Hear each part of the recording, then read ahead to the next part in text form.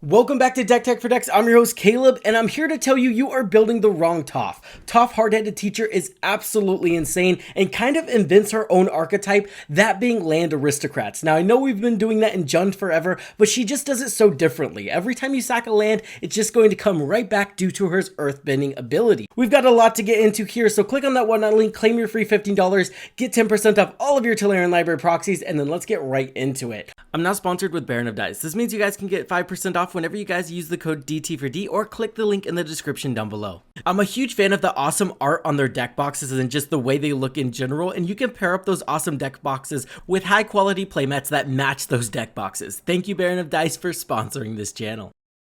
First, let's see what Toph does. Toph is a 4 CMC creature, 2 generic, 1 red, 1 green. Whenever she enters the battlefield, you get to discard a card. If you do, you get to return an instant sorcery card from the graveyard to your hand, which is very notable. And then whenever you cast a spell, you get to Earthbend 1. This is what's absolutely broken. Now we can very easily replace all of our lands whenever we sacrifice them, and since our lands are creatures now, we can just use regular things like Ashnod's Altar to sacrifice them, and then they're going to enter the battlefield again. Now where this gets really insane is imagine we have Ashnod's Altar on the battlefield and a Lotus Cobra. Now we Earthbend, we sacrifice the land, so we're going to get 2 from the Ashnod's Altar and then 1 mana off the Lotus Cobra. So every single land that you sacrifice, you're netting 3 mana off of, and it's not hard to see a world where you're able to cast another spell with that 3 mana, and then the same interaction is going to happen again.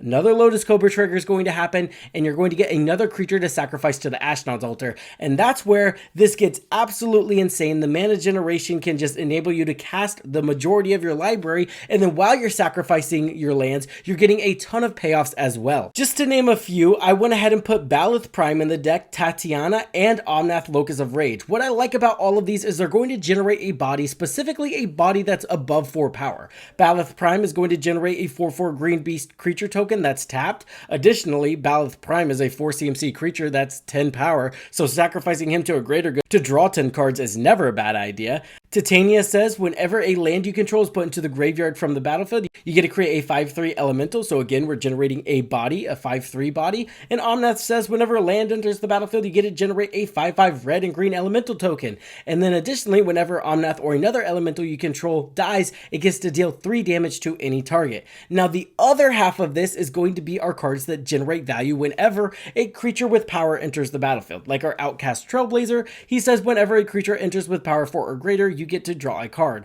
Elemental Bond allows us to do that whenever a creature with power 3 or greater does it, and Vaultborn Tyrant is its own monster. This is a 7 CMC creature that has trample, and whenever Vaultborn Tyrant or another creature with power 4 or greater enters the battlefield under your control, you gain 3 life and draw a card. Additionally, when he dies, you get a token copy of him, which is just really cool, and there are ways to abuse that in the deck that we are going to talk about later. But essentially what we're trying to do here is generate a value engine that's drawing us cards whenever a land enters the battlefield. And we're doing that through creatures that generate creatures when a land enters, and effects that allow us to draw cards whenever creatures of certain powers enter the battlefield. Tried and true, and really busted in this deck due to all of the lands entering the battlefield. But if I'm being honest, that just kind of sounds like a normal landfall deck. Where this differs from other decks is, again, we get to sacrifice our lands like they're creatures, so we get the Ashnod's Altar effects. Skull Clamp's really good as well because we equip it to a land, and since it only has 1 power, it instantly dies. We get to draw 2 cards.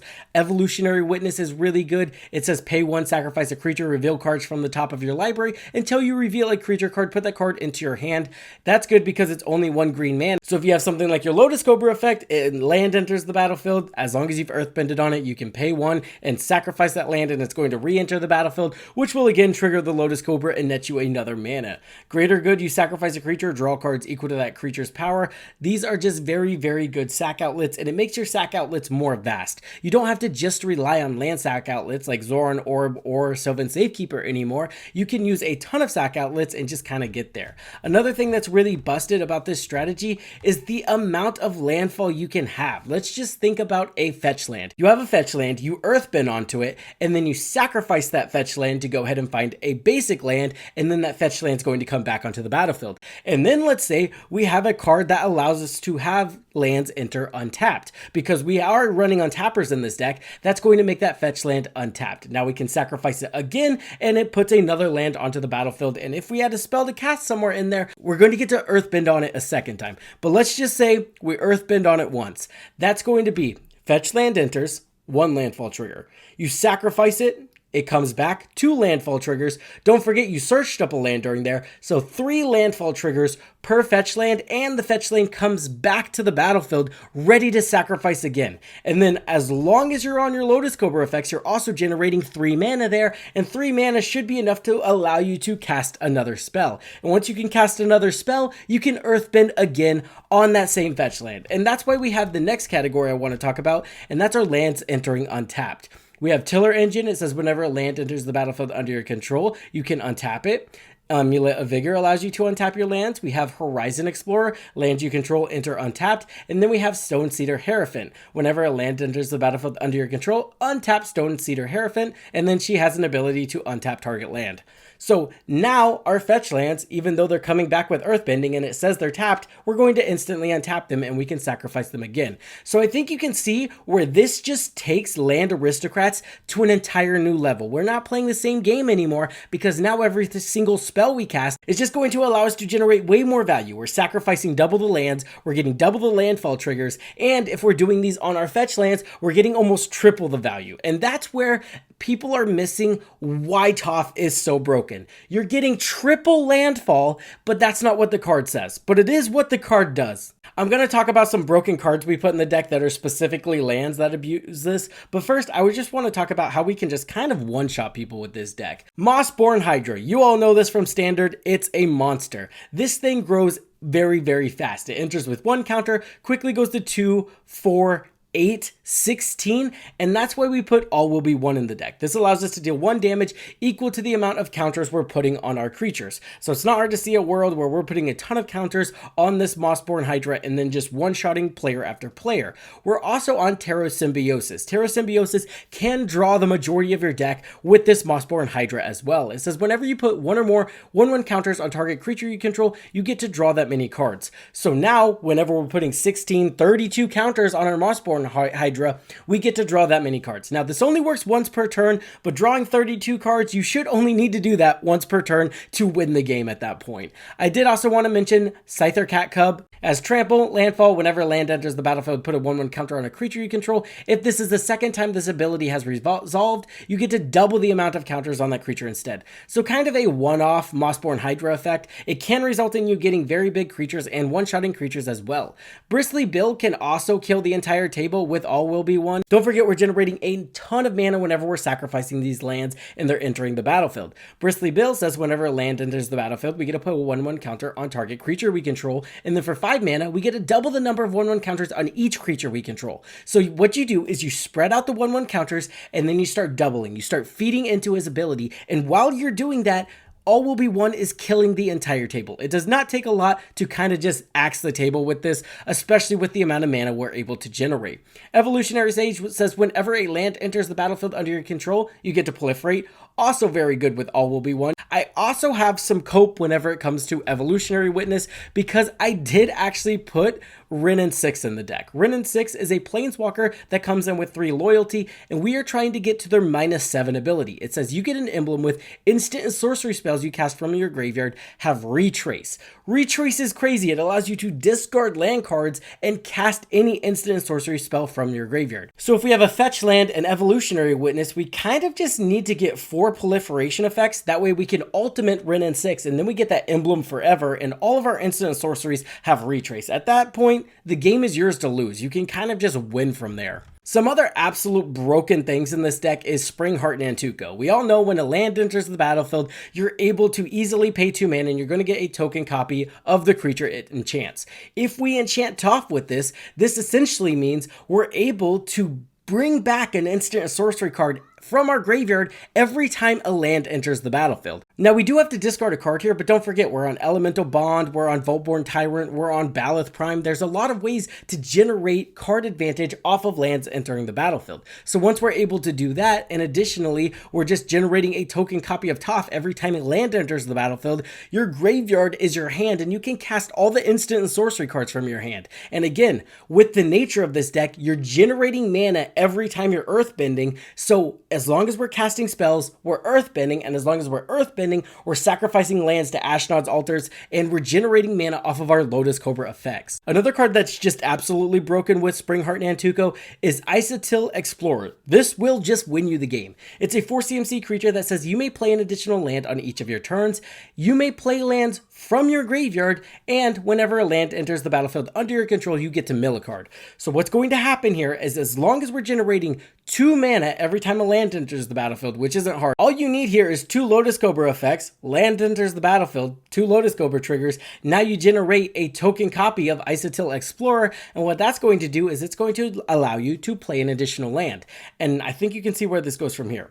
Every single time we play a fetch land from our graveyard, we get a token copy of Isatil Explorer, and that's going to allow us to play an additional land. You can draw your entire library this way, or put the majority of your library in your graveyard, and then from there, the world is kind of your oyster. And even from there, if you don't have another payoff, which I think is very, very unlikely at that point, you do have Shifting Woodlands, and eventually you will be able to find Shifting Woodlands in your graveyard and then play it from the graveyard, and then Shifting Woodlands can turn into anything in your graveyard. So there are ways, once you get all the land cards in your graveyard, to kind of just piece together a win, which I think just adds to the flexibility of this deck and just how broken it is overall. Another thing that's just broken in this deck is Ashaya. Once Ashaya is in the deck and on the battlefield, it doesn't take very long for you to just win the game, because what happens with Ashaya and any creature that earthbends on ETB is you can just infinitely sack that creature, because you sacrifice it, it enters the battlefield, earthbends onto itself, and then you sacrifice it again. So you get infinite sack fodder, infinite landfall triggers with Ashaya and anything that earthbends on ETB, which we're only on 2 of in this deck, but even just 2 of them in a deck that can draw a ton of cards is enough to, you know, at least point out the synergy that that's not okay.